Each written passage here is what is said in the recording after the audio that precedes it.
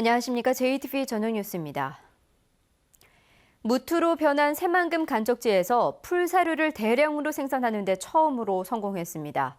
수입 대체 효과가 클 뿐만 아니라 축산농가의 경영비 부담을 더는 데도 도움이 될 것으로 보입니다. 보도에 송창용 기자입니다. 푸른 하늘 아래 광활한 녹색 바다가 펼쳐집니다.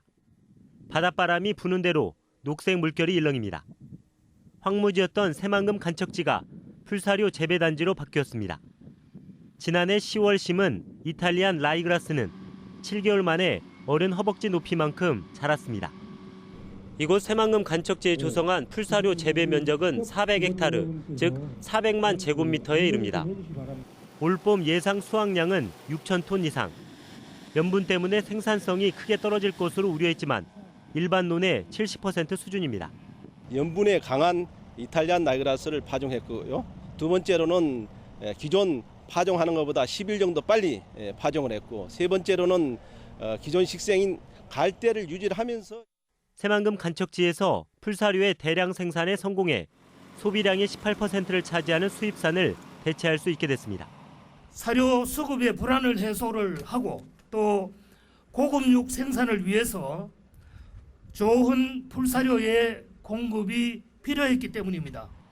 또 축산농가에 안정적인 풀사료 공급이 가능해져 농가의 경영비를 절감할 수 있습니다. 국내산 조사료는 앞으로 선진 국가와의 경쟁력 확보에서 가장 중요할 것입니다. 쓸모없던 땅으로 방치된 새만금 간척지가 이제 풀사료의 대량 생산 기지로 탈바꿈하고 있습니다. JTV 뉴스 송창용입니다.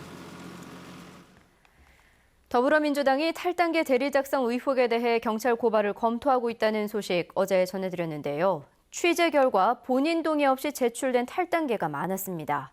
탈단계를 대리로 작성했다는 의혹이 사실로 드러난 셈입니다. 보도에 김철 기자입니다.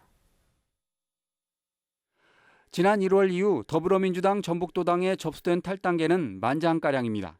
이 가운데 얼핏 봐도 필체가 비슷한 탈단계가 수두룩합니다. 누군가 대리로 탈단계를 작성한 뒤 이를 집단으로 제출했다는 의혹이 듭니다. 이런 의혹은 사실로 드러났습니다. 탈단계를 제출한 당원에게 전화를 걸었더니 자신은 탈단계를 낸 적이 없다는 당원이 잇따르고 있습니다. 탈단은 아니지. 누가 옆에 사람이 해보는 것만. 직업이 지금 회사원으로 나와 있는데 맞나요? 농사꾼이야 나. 정당법 제42조는 본인의 승낙 없이 정당의 가입과 탈당을 강요할 수 없도록 규정했습니다. 이를 어기면 2년 이하의 징역이나 200만 원 이하의 벌금을 내야 합니다.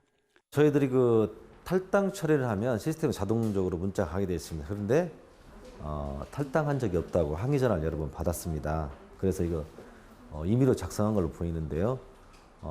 정당법 위반이거든요. 저희들이 그래서 법적 조치도 고려하겠습니다. 현재 전북의 당원 수는 더민주 45만 명, 새누리당 4만 명, 국민의당이 19,000명입니다. 이번 탈단계 대리 작성은 다른 정당의 당원 빼가기로 의심되지만 상대 정당은 이를 부인하고 있습니다. 대리 작성, 그러니까 저희는 전혀 모르는 일이죠. 대리 작성을 했다는 것은. 그동안 정치권에서 정당 가입서나 탈단계를 대신 작성한 뒤 본인 몰래 가입하거나 탈당한다는 건 공공연한 비밀입니다. 잘못된 정치 문화를 바로 잡으려면 정당법을 어긴 이번 사례에 대해 철저한 조사가 뒤따라야 할 것으로 보입니다. JTV 뉴스 김철우입니다. 푸르름이 한층 짙어지는 계절인데요. 어린 아이들이 푸른 숲에서 놀고 자연을 배울 수 있는 기회와 공간들이 늘고 있습니다. 권대선 기자입니다.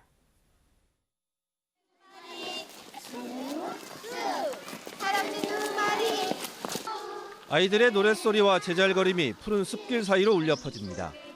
숲 체험을 나선 아이들을 가장 먼저 반기는 건 청설모. 아이들은 청설모의 움직임에 눈을 떼지 못합니다. 숲 해설사와 함께 야생화의 생김새와 이름을 배우고 청진기를 귀에 꽂고 나무 안의 소리도 들어봅니다. 아이들의 호기심을 자극하는 설명과 대답이 끝없이 이어집니다. 다 위에 한번 보세요. 나뭇잎이 피어 있죠? 그런데 이 나뭇잎이 피어 있는 것을 밑에 있는 땅 속에 있는 양분을 이렇게 빨아다가 저걸 먹여 살리는 거야. 주기적인 숲 체험은 자연을 배우는 동시에 정서 교육에도 도움을 주고 있습니다. 숲에서 활동하고 온 날은 아이들이 좀 더 차분해지는 것 같기도 하고, 또 숲에서 아이들과 또 이런 설명을 듣는 것도 좋지만 자연과 하나 돼서 노는 그런 과정 속에서 서로의 사회성도 배우는 것 같고. 전주시가 운영하는 무료 숲 체험 교시대는 지난해 13,000명이 참가했습니다. 1년 전보다 30%가 늘어 숲 해설가가 모자랄 정도입니다. 현재 운영하고 있는 숲 해설가 한 분을 산림청과 협의를 해서 저희가 2명 내지 3명 정도로 좀 확대 운영할 계획입니다. 아이들이 맘 놓고 뛰어놀 수 있는 숲 놀이터도 생겨나고 있습니다. 전주시는 건지산과 남구산에 숲 놀이터 한 곳씩을 만든 데 이어서 10곳을 더 만들 계획입니다. JTB 뉴스 권대성입니다.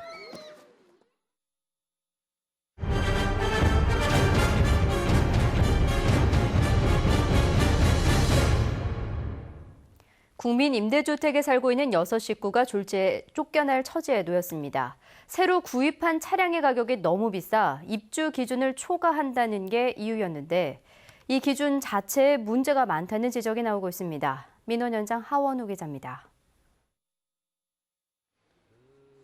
국민 임대주택에 살고 있는 이모 씨는 지난해 5년 할부로 새 차를 구입했습니다. 넷째 아이가 태어나면서 기존에 타던 낡은 승용차는 6식구가 타기에 턱없이 비조받기 때문입니다. 그런데 이 씨는 6식구의 보금자리인 이곳에서 쫓겨날 처지에 놓였습니다. 차값이 국민 임대주택 거주 대상자의 자산 기준을 초과했다는 게 이유입니다. 큰 마음은 먹고 이제 한번 구입을 한 건데 또 퇴거 대상으로 지금 오를 수 있다고 하니까 저희 입장에서는 뭐 지금 당장 갈 데도 없는데 뭐 돈이 있는 것도 아니고. 이 씨의 차량 가액은 2,800만 원인데 국토해양부 규정상 2,489만 원을 초과할 경우 국민 임대주택 거주 자격을 상실하기 때문입니다. 소득이 기준을 초과하면 임대료를 올려받지만 차량 가격은 1만 원이라도 넘을 경우 곧바로 퇴거 대상이 됩니다. 이 때문에 이 씨는 오는 9월쯤 집을 비워줘야 합니다. 저희들도 가급적이면 이렇게 해드리고 싶은데 좀 이것은 이제 처리 기준이 있기 때문에 저희들이 어떻게 함부로 할 수 있는 건 문제가 없는 것 같아요. 기초생활수급자의 소득을 산정할 때도 일반 재산은 4.1%, 금융재산도 6.2%에 불과하지만 자동차는 100% 전액을 소득으로 계산합니다. 아직도 자동차를 사치품으로 보는 시각이 깔려 있기 때문입니다. 자동차가 현대인의 필수품인데도 불구하고 아직도 저소득층에게는 지나치게 높은 비율을 차지하고 있어서 각종 복지 서비스에서 제외되는 경우가 많습니다. 자동차가 필수품이 된 지 오래고 차량 가격은 해마다 오르고 있습니다. 따라서 국민 임대주택의 자산 기준 가운데 차량에 대한 기준을 바꿔야 한다는 지적이 설득력을 얻고 있습니다. JTB 뉴스 하원호입니다. 전주지법 형사 2단독은 출소 후 인적 사항을 신고하지 않아 보안관찰법 위반 혐의로 기소된 한상열 목사에게 벌금 80만 원을 선고했습니다.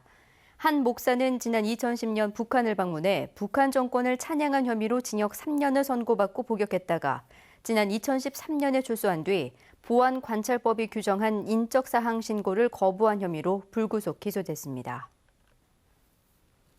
전북은 오늘 완주가 24.1도, 전주는 22.1도 등 어제보다 높았습니다. 밤부터는 안개가 끼는 곳들이 많아 운전자들의 주의가 필요합니다. 내일은 대체로 맑겠습니다. 아침 최저 기온은 8도에서 12도, 낮 최고 기온은 23도에서 28도까지 오르겠습니다. 미세먼지 농도는 보통 수준을 보이겠습니다. 바다의 물결은 1에서 2.5m로 약간 높게 일겠습니다. 전주기상지청은 당분간 대체로 맑다가 일요일과 월요일 사이에 비가 올 것으로 내다봤습니다. 이상으로 JTB 저녁 뉴스를 마칩니다. 함께해 주신 여러분 고맙습니다.